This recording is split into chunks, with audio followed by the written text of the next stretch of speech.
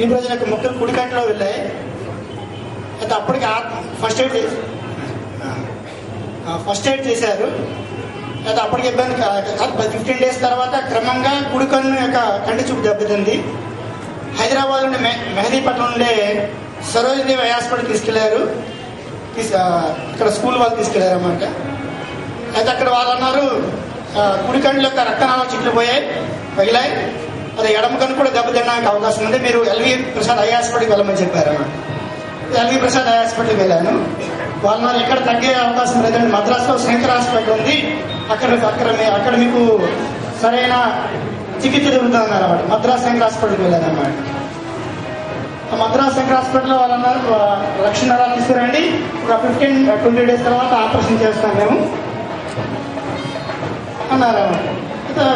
ఈలోపు amount out చేసుకోవడానికి తిరిగి వెనక్కి వచ్చాను. కృంగిపోయాను.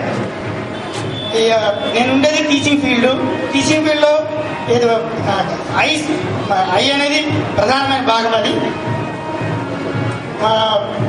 ఆ పరిస్థితిలో మరి నేను ఏం చేయలేకపోయాను. అయితే కూకట్పల్లి హౌసింగ్ బోర్డులో పిరమిడ్ హెల్త్ కేర్ సెంటర్ అని అదే టైంలో ఓపెన్ చేశారన్నమాట. ఈనాడు పేపర్లో శనివారం రోజు అడ్వర్టైజ్మెంట్ పడింది. అదే చూద్దాం, ధ్యానం ద్వారా ఆరోగ్యం లభిస్తుంది అని చూద్దాం. తప్పనిసరి పరిస్థితిలో ధ్యానం మీద నమ్మకం మీద వెళ్ళలేదు, తప్పనిసరి పరిస్థితుల్లో మాత్రమే వెళ్ళడం జరిగింది. అదే వెళ్ళానన్నమాట. అక్కడ డాక్టర్ హరికుమార్ గారు ఉన్నారు. శనివారం 6 to 8:30 మధ్యలో టైమిస్తారు. అప్పుడు కలిశానన్నమాట.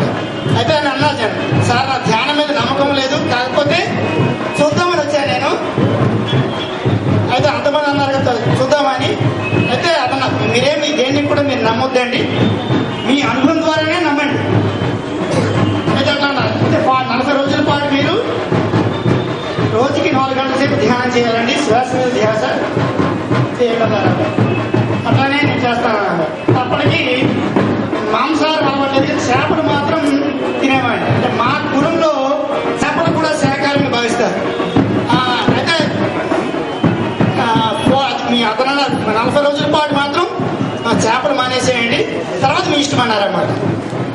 మీ మనసాక్షికి ఏమనిపిస్తే అట్లా చేయమన్నారు అన్నమాట. అట్లానే నేను 40 రోజుల్లో రోజుకి 4 hours పాటు ధ్యానం చేసేవాడిని.